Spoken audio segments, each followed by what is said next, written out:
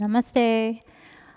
I'm going to bring you into Savasana. So we're going to talk about Savasana. One of my favorite poses, sometimes called corpse pose, and it's often referred to as the final resting posture in a yoga class. So it's one of my favorite poses, but it didn't come actually very easily. So often realize that if you're becoming a teacher, that this is often one of the toughest poses for most people to do. They're able to keep themselves busy and do really hard postures, but when you tell them to relax, it's one of those things that sometimes it's very, very difficult. So the importance, it's a very, very important practice. Imagine your body or your mind is like your cell phone, and you've got a lot of apps and you're running a lot of things, and it's always very, very busy. Eventually, if you don't shut it down, if you don't give it a rest, or if you don't update, that it might crash, it might break, and something might happen. And imagine that's kind of like what happens with us. We're always doing multiple things all the time. Our attention's everywhere, and the Shavasana portion just allows us to kind of reset, restart, close down the app, shut everything down, and just do nothing. And that's why a lot of times it is one of the most difficult postures, because we don't tend to do nothing. Our attention draws us everywhere. So it is a conscious relaxation of the body. So you're not really sleeping, but if you do happen to sleep, don't get too upset about it. Sometimes maybe it's exactly what your body needs. But if you really want the benefits, it's actually an active meditation. So it's an active kind of bringing the awareness to the body to completely relax. So often if you're practicing on your own, I prefer to at least do 15 minutes, and that's when you really start to get the benefits of it. But start at 5 minutes if you can, and slowly work your way 15 minutes and maybe even longer. I like to even practice yoga nidra, so we're often in a Shavasana position for 45 minutes to an hour, and those are really amazing. It really helps you to recharge the body and to really gain the benefits of what you've been doing. You've been kind of twisting, purifying the body, and now in this rest, you're really able to recharge and kind of relax the entire body to be fresh again. And so if you're a teacher and you're teaching this, often it's really tough if you have a time limit to your class. So some of the classes may only be a lunchtime class, 45 minutes or 50 minutes, that sometimes a 5-minute Shavasana is not really possible.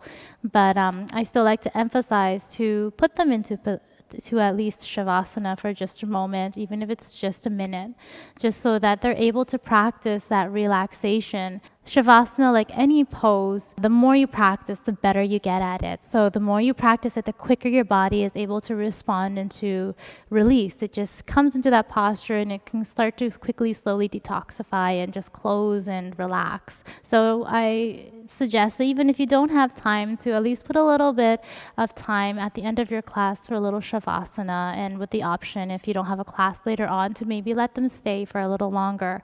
But if possible, try to go for a 5-minute Shavasana after your class, and if time really allows, go for 15 minutes. The effects is amazing. People will come out completely changed and different. And so let's talk about actually getting into Shavasana. Shavasana, if you're doing just a 1 minute or 5 minute, often you might not need anything at all, just on the back.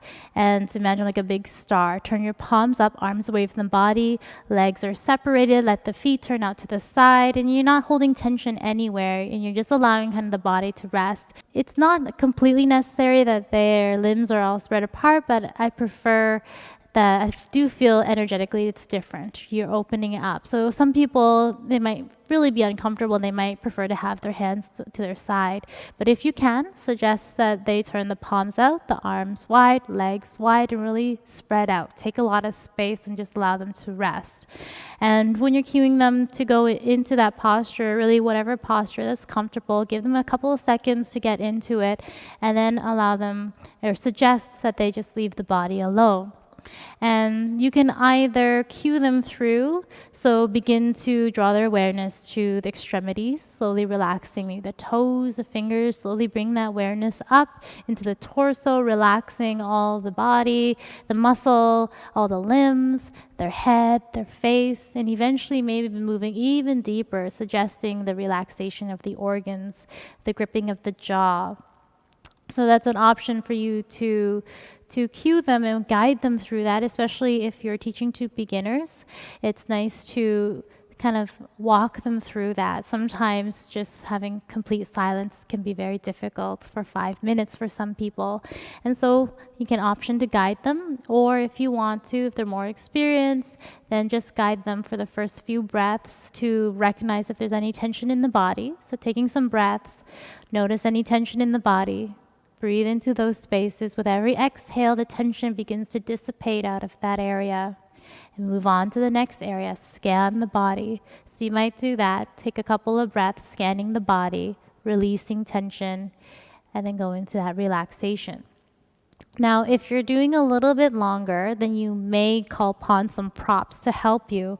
So for those who experience lower back pain, so I have a bolster, a small bolster, but a rolled up towel is also great. Roll up the towel, so it's like a little tube. And for anyone with lower back pain, if you have a chair, you can even prop kind of their calves on the chair. So it's like a 90 degrees. So it's like they're lying on the floor in a chair. But if you don't, a bolster is good. And for those with lower back pain, place the bolster underneath their knees to support the back of their knees. Lay down, turn the palms up. So you can stay here. This often takes away any strain in the lower back.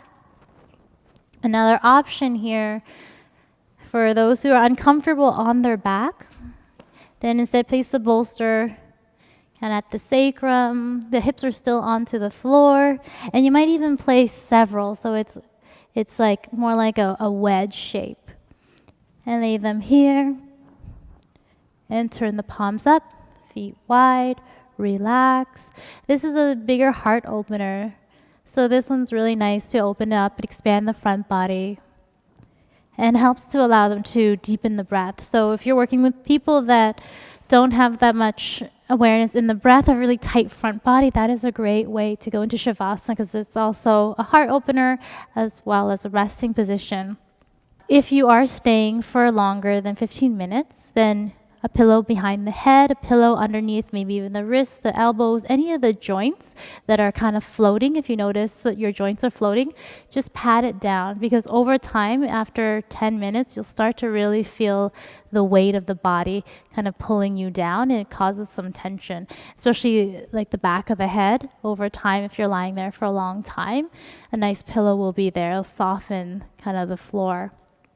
And now going back to coming out of Shavasana. So when you're coming out of Shavasana, do it nice and slowly, especially if they've been there for a long time. Take the time to really guide them out of it. First by noticing their breath, then by bringing a little bit of movement back, and then possibly bringing whatever movements that make them feel comfortable to come back into their physical body. And then knees into the chest, and then rolling to one side. So this is particularly more important if you have someone that has a bulge disc or lower back pain, is to slowly get them to first roll to one side, and then slowly with their hands to slowly come back up. This will take a lot of the tension out of their lower back when they're coming out of Shavasana.